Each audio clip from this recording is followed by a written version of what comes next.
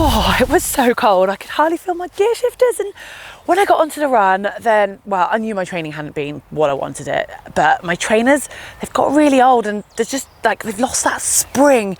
I don't know if I told you actually last night, it took me 5 hours to get here. Always has an excuse, no matter what the result or what the circumstance is. Or perhaps you might even identify yourself in today's video. Yeah, we are going to be listing off the common race excuses that we have seen over the years within triathlon and through our careers.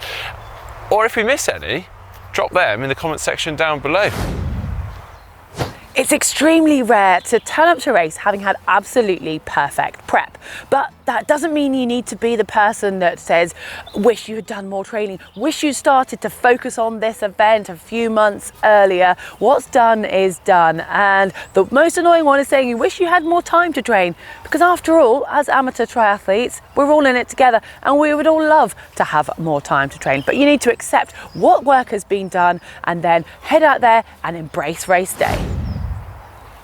Oh, I'm so tired. It's so early. It's too early, isn't it, this start? Oh, why is it happening so early? It's an early start for everyone. Everyone has to deal with this. Now, I do understand naturally some people are better in these early mornings, but if you struggle with it, just get to bed earlier. And okay, you might turn up to a race feeling more fatigued and more tired than you'd like to be, but I'm afraid to say that comes down to you. And well, that's your fault. And well, on race day, just let adrenaline take over. Quite often, tiredness is more in the head than it is in the body.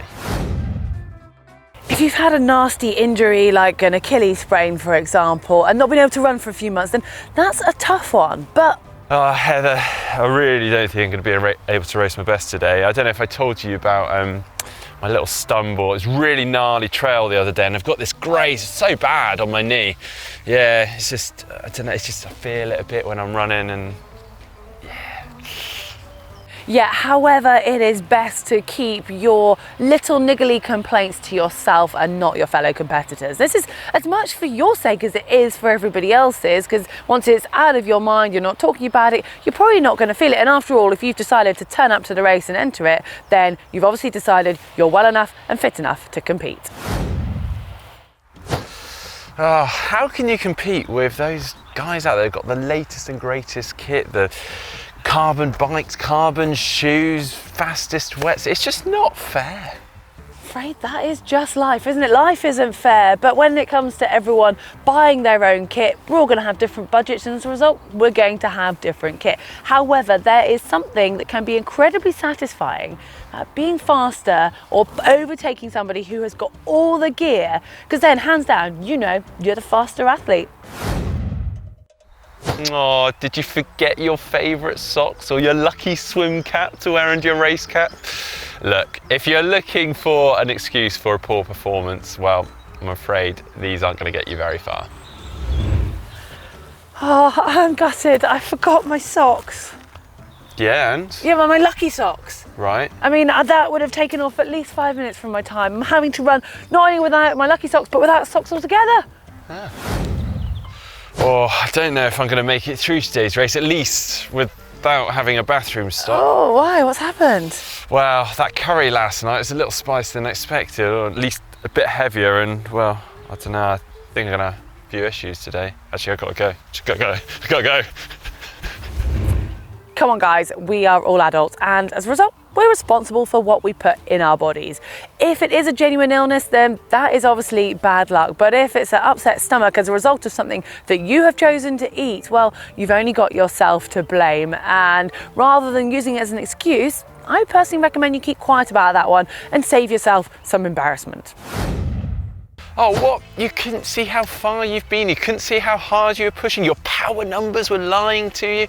How on earth did we cope before bike computers were commonplace? Now, you may have become reliant on these numbers and you know exactly what you need to push on the bike, but you never know, you might do better when you have to go by feel. And in fact, a lot of pros out there actually hide their numbers altogether, so no, we won't accept this one as an excuse.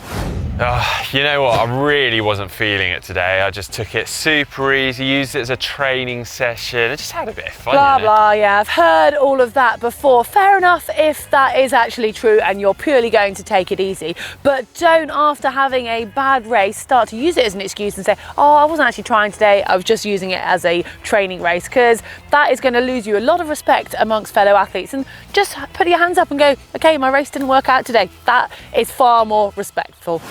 Oh, I lost all of my gels, everything, all my nutrition, and I had to use these. Oh, that was what was left on the course, and they're like some really weird, like lime and kiwi and apple flavour. Oh, it was just awful. Got really messed up my race entirely. Well, yeah, this one isn't ideal, but part of your prep for a race should be making sure you're ready for all eventualities. That means making sure that you have all your race day nutrition ready, but also researching and trialing some of the potential nutrition that you could receive on course, and therefore reducing any need for these excuses in the first place. Oh, where have you been? I got so lost. I just went way past that cone at the end. Oh no! Way past. Oh, how much further? At least 10 meters. Okay, some excuses are entirely valid. Say there was really poor signage and you added a few miles onto your cycle, then that is unfortunate. If, however, you've made a mistake because you didn't study the course, or you missed a really obvious sign, or you only went a few meters further, then yeah, I'm not going to buy that. Oh, hey, how did the race go then? Well, I had a puncture. Oh no, how long did that take? God, it took me like 20 minutes. I mean, I had to just do the whole thing. I had to go and find a pump and everything. Well, that's lucky you had a track pump and everything ready to go. Yeah, I mean, well, it happened before my race. It was in bike racking. Now then, things can go wrong before a race, and they can obviously leave you a bit flustered, but providing you've fixed them, you've just got to park that and ultimately put that into perspective. I mean, getting a puncture during an actual race can hinder you and slow you down. And also, I mean, you've got to assess why that puncture's happened in the first place. If it's due to worn out tyres, well, there really is no excuse. Oh, I'm quite exhausted after that full list of excuses, but I'm feeling pretty satisfied and competent that I have got every base covered for my next race, that I've got an excuse for whatever outcome happens. That's not really the point of today's video. In fact, actually you should now be armed to be able to call people out when they come out with these excuses.